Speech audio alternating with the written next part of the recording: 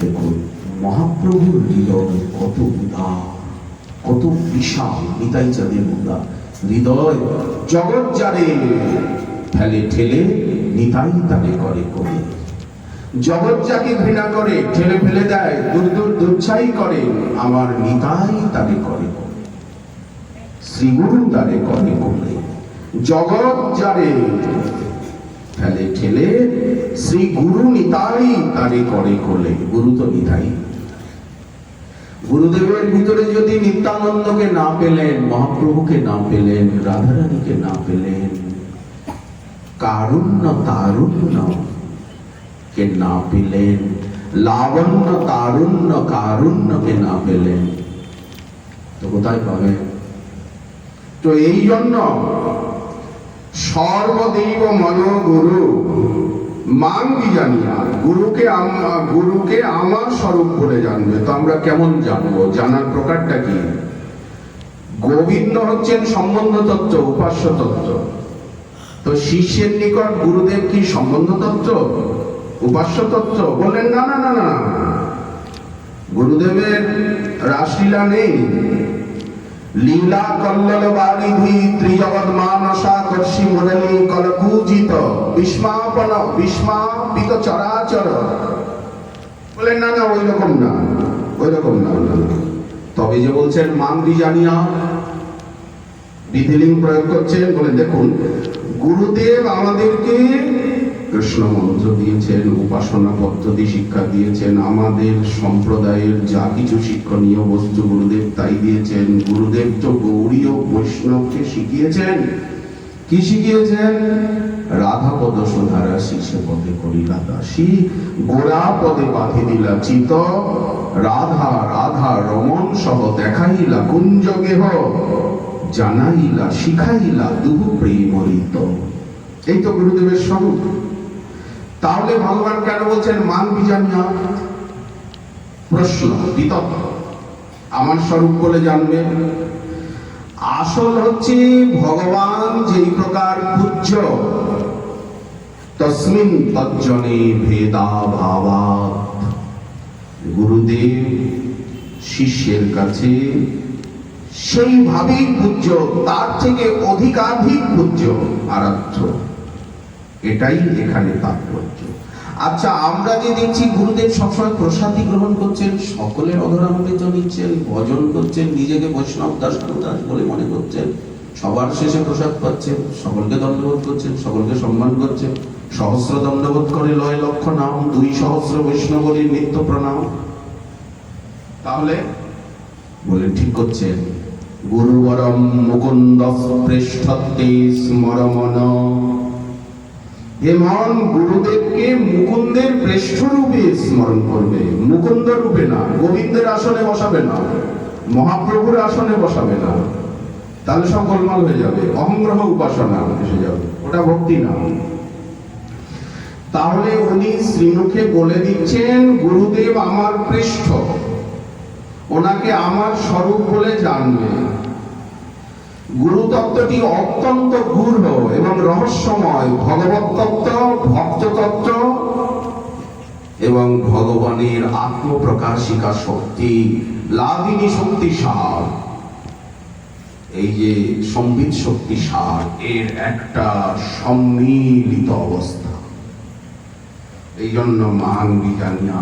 আচ্ছা, সাক্ষাৎ ধরিতে না, শিষ্য যদি কৃষ্ণ ভক্ত হন তাহলে গুরুদেবকেও তিনি কৃষ্ণতুল্য পূজা করবেন। বিশ্বনাথ চক্রবর্তী পাদ বললেন, গুরুদেব শিষ্য যদি রাম ভক্ত হয় তাহলে গুরুদেবকে সাক্ষাৎ রামেরই স্বরূপ জ্ঞান করবেন, প্রকাশ মূর্তি জ্ঞান করবেন। পরিষ্কার করে উনি ব্যাখ্যা করলেন। যদি না করেন তাহলে প্রেম পাবেন না, নামাপরাধ যাবে না, যতই আপনি হরিনাম করেন। কিন্তু শতাং নিন্দা নামন পরম অপরাধং বিতনুতে গুরুবাবজ্ঞা শ্রুতি শাস্ত্র বিনিন্দনম। এই জায়গাগুলোকে তো সতর্ক হতে হবে। এই জন্য কি রকম উনি দেখবেন বললেন, সদ্ভি সাধুগণ কিরকম ভাবতে ও সদ্ভী, কিন্তু প্রভুর প্রিয় এব তস্য, কৃষ্ণের প্রিয় ভক্ত। সাক্ষাৎ হরি, এখানে সাক্ষাৎ হরি বলতে শ্রীহরির কৃপার মূর্তি, লাদিনী সঙ্গীত সার ভক্তি মহারানী, ভজন রস ঘনমূরতি, প্রেম ঘনমূরতি, প্রেম কল্পতরু। এই ভগবত তত্ত্ব, ঈশ্বর তত্ত্ব এবং ভক্ত তত্ত্বের অপূর্ব সম্মিলন শ্রী গুরুতে। কিন্তু প্রভুর প্রিয় এব তস্য, আবার সাক্ষাৎ হরিতেন সমস্ত শাস্ত্রই রুক্ত ভাবতেব সদ্ভী। তাহলে দুই তত্ত্বের অপূর্ব সম্মিলন। এই জন্য নাম মনেই তো করেছি, অবমাননা করবেন না। আচ্ছা, অবমাননা করতে যাবোটা কেন, গুরবাবজ্ঞা করব কেন? বলেন এই কথা আপনি বলতে পারেন না। কেন বলেন? অবমাননা আপনি করবেনই করবেন। কেন করব? বিশ্বাস, শ্রদ্ধা, ভক্তি। বলেন গুরুদেব আপনার সামনে আছেন, আপনি কথাবার্তায়, আলাপচরিতায়, হাস পরিহাসে, ব্যবহারে, বাক বিতণ্ডায়, কথা কাটাকাটিতে অবমাননা হয়েই যাচ্ছে, আর আপনি করবেনই করবেন। আমি করবই করব। তবেই তো ভগবান উদ্ধবকে লক্ষ্য করে সতর্ক করছেন, না অবমাননে। যে কত গুরুদেবকে আপনি কিছু বোঝেন না বাবা, আপনি চুপ করে থাকেন, আপনি কিছু বোঝেন না, আপনি কথা বলবেন না। বলছি কি না, আপনি গুরুদেবকে বলছি আপনি কিছু বোঝেন না, মানে গুরুদেব পাটোয়ারি বুদ্ধি কিছু বোঝেন। হাস পরিহাস করলাম, কথাবার্তায় বলেন অবমাননা আসবেই। সমুদ্রের তীরে বসে দূরের ঢেউগুলো সূর্যের আলোকে যেন কিরণে রজত শুভ্র বলে মনে হয়। কিরণগুলো কত ভালো লাগে, কিন্তু যখন কাছে আসে ঢেউগুলো, তখন কাদা, বালি, খোলা জল। বললেন তেমনি গুরুতত্ত্ব, ভক্ততত্ত্ব, বৈষ্ণব তত্ত্ব আমাদের চোখের সামনে ঘুরে বেড়াচ্ছে। গঙ্গার তীরে যারা বাস করে তারা গঙ্গায় স্নান করে না, রাধাকুণ্ড তটে বাস করেও সবাই রাধাকুণ্ডে স্নান করে না, সবার সেই ভাগ্য হয় না। বললেন ঠিক তেমনি গুরুতত্ত্ব আজ সুলভ হয়েছে, বৈষ্ণব তত্ত্ব, ভক্ত তত্ত্ব সুলভ হয়েছে। যে বস্তু সুলভ সে বস্তুর প্রতি অনাদর, অবমান, দোষ দৃষ্টি হবেই হবে। 16 আনা 13 আনা নররূপ হরি, ওই নররূপটাই হয়ে গেছে সমস্যা, নরচেষ্টা। গুরুদেবের মধ্যে কিছু দোষ আমরা দেখবই, বিক্রিয়া দেখবই, বিক্রিয়া আসবেই। ওই জন্য সাবধান করা হয়েছে, গুরুর বিক্রিয়া যদি দেখো কখন বিক্রিয়া। ঋষিমুনিতেও এসেছে, মহর্ষি পরাশরে, মহর্ষি বিশ্বামিত্রে বিক্রিয়া এসেছে। পুরুরবাতে, যজাতিতে বিক্রিয়া দেখো। ছেলেকে বলছেন তোমার যৌবনটা দাও, এটা বিক্রিয়া কিনা? শান্তনু মহারাজ বুড়ো বয়সে ওনার বিয়ে করতে ইচ্ছা হলো, এইরকম গুণবান দেবব্রতের মতো ছেলে থাকতে, অথচ বলতে পারছেন না। তখন দেবব্রত গিয়ে বলল দাসরাজকে, আপনার মেয়েটা দিন, আমার বাবার সঙ্গে বিয়ে দিন, না হলে বাবা বাঁচবে না। বাবার ঘুম চলে গেছে, বাবার খাওয়া চলে গেছে, বাবা রোগা হয়ে গেছে, চিন্তায় চিন্তায়। বলে দেব না, ওই রকম বুড়ো লোকের সঙ্গে আমার কচি মেয়েটার বিয়ে দেব না। প্রতিজ্ঞা, আমার কিছু কথা শুনতে হবে। তোমাকে দেবব্রত তোমার মতো গুণবান পুত্র থাকতে আগে উত্তর দাও, ওনার পিছে বুড়ো বয়সে বিয়ে করতে ইচ্ছা থাকলো না। গঙ্গা যার পত্নী হয়েছে, অষ্টবসু উদ্ধার হওয়ার জন্য যার পুত্র হয়েছে, যার গায়ে উনি হাত দেবেন তারই সমস্ত তাপ শান্ত হয়ে যায়, এই জন্য শান্তনু। কিন্তু ওনার বুড়ো বয়সে বিয়ে করতে ইচ্ছে হলো না, আমি বিয়ে দেবো না আমার কচি মেয়েটাকে। যদি বিয়ে দিই তাহলে আমার মেয়ে পাটরানী হবে এবং আমার কন্যার গর্ভে যে সন্তান জন্মাবে সেই হস্তিনাপুরের সিংহাসনের উত্তরাধিকারী হবে। তুমি এতে সম্মত আছো? তখনই তো ভীষ্মদেব প্রতিজ্ঞা করলেন, আমি জীবনে কোনোদিন বিয়ে করব না, কোনোদিন ওই সিংহাসনে বসবো না। ওই সিংহাসনে যে বসে থাকবে তার ভিতরে আমার পিতার ছবিকে আমি দেখব। তাই ধৃতরাষ্ট্রের ভিতরে ওনার এই প্রতিজ্ঞাটাই তো সর্বনাশের কারণ হলো। শান্তনুর বুড়ো বয়সে বিয়ে করার ইচ্ছাটাই তো মহাভারত সংগ্রামের মূল বীজ। খালি দ্রৌপদীর হাসি তো নয়, এটা মূল বীজ। এইখান থেকে কলি ঢুকে গেল, এই জায়গা থেকে কলি ঢুকেছে। বিয়ে তো করলো, বংশ তো শেষ হয়ে গেল, বিচিত্র বীর্য গেল, চিত্রাঙ্গত গেল, বংশ শূন্য হয়ে গেল। ব্যাসদেবকে ডাকতে হলো, মাতা সত্যবতীকে। কনিয়ান ব্যাসদেব, কনিয়ান কুমারী অবস্থার পুত্র। তখন সত্যবতী বিয়ে হয়নি। তাহলে বিক্রিয়া আসতে পারে, পুরাণে বর্ণনা আছে, মানতে হবে। সতর্ক করছেন, গুরুর বিক্রিয়া যদি দেখো কখন, তথাপি অবজ্ঞানাহি করো কদাচন। কারণ সমর্থ তেজি অসাং নদোষায় বন্ধে সর্বভুজ যথা। ভাগবত বলছেন, অগ্নি ওর মধ্যে যা দেবে সব জ্বালিয়ে পরিচয় করে দেবে, অগ্নি অপবিত্র হবে না। ঠিক ঠিক কারণটা দেখাচ্ছেন, নাবমন্বিত করিহিছি। গুরুদেব সামনে আছেন, কথাবার্তায়, আলাপচরিতায়, বাগ্বিদণ্ডায়, সমুদ্রের জল, সমুদ্রের পাশে তো অবজ্ঞা তো আসবেই। গঙ্গার পারে আছি, রাধাকুণ্ডের পারে আছি, বৃন্দাবন ধামে আছি, ধামের প্রতি তো অবজ্ঞা, শ্রদ্ধা, অনাদর আসবেই আসবে। কিন্তু মনে রাখতে হবে তত্ত্ব। শাস্ত্র মহাজন সরল উপায়টা বলে দিয়েছেন, তত্ত্বকে সামনে রেখে। তত্ত্বজ্ঞ না হলে ভজন হবে না। যদ্যপি আমার গুরু চৈতন্যের দাস, তথাপি জানিয়ে আমি তাহারই প্রকাশ। এই যে প্রকাশ, একটা দৃষ্টান্ত দিলেন কৃষ্ণ সন্দর্ভে, যে ধামকে প্রকাশ, ধামের যে তিনটে প্রকাশ, এই যে আমরা দেখছি দৃশ্যমান প্রকাশ, প্রকট প্রকাশ, অপ্রকট প্রকাশ, দৃশ্যমান প্রকাশ।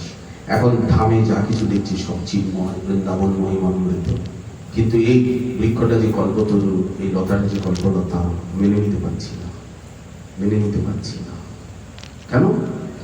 ধাম দৃশ্যমান রূপে সহজ সরল হয়ে আমাদেরকে ধরা দিয়েছেন। এই সহজ সরল হওয়াটাই হচ্ছে বিপদ। নিকটে পেয়েছি, এটি হচ্ছে বিপদ।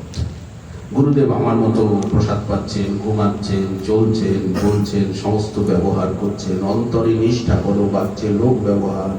তাই আমার সংশয় সন্দেহ এসে যাচ্ছে গুরুদেবের। আসা স্বাভাবিক হবেই, যেহেতু উনি নরলীলা করছেন, নরের মতো চেষ্টা। তাহলে তো গোবিন্দ যখন অবতীর্ণ হয়েছিলেন, ভারতবর্ষের সমস্ত রাজা গোবিন্দের বিরোধী, জরাসন্ধ বিরোধী, সবাই বিরোধী। গোবিন্দের সঙ্গে যুদ্ধ বিগ্রহ। কটা রাজা গোবিন্দের দলে ছিল?